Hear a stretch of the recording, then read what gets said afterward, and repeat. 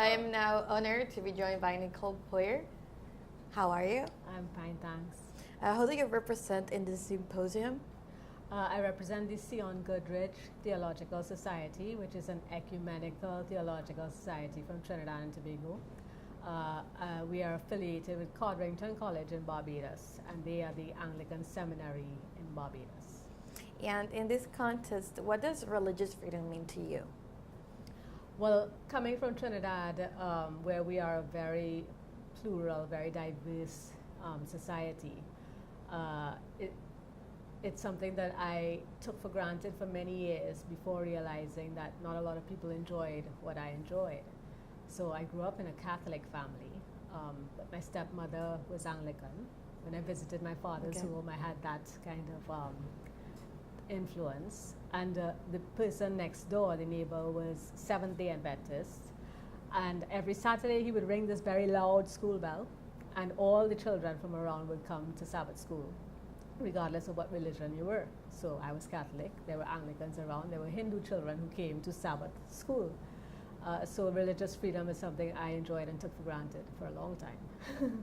You enjoyed and took it for granted. Well, that happens in a lot of aspects of life. Yeah.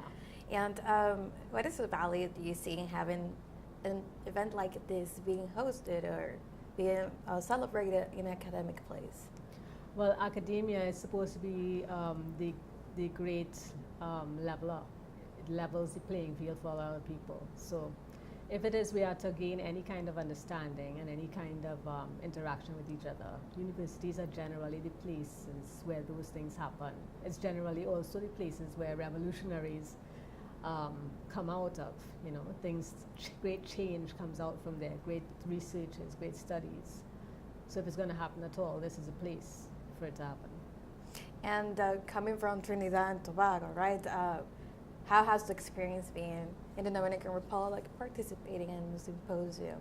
And what are your commitments, personal and professional, after participating here?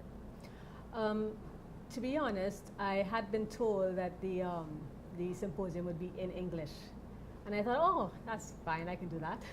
Okay. And I came, I was challenged by the Spanish. But I learned something. I learned that I can follow the written Spanish word a lot better than I can follow the spoken Spanish word.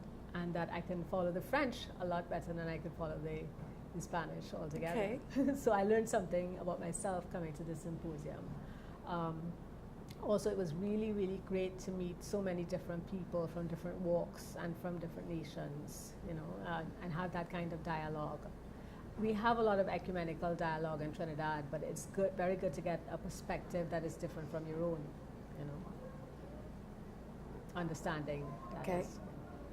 And personal and professional commitments after participating in the symposium? Mm-hmm.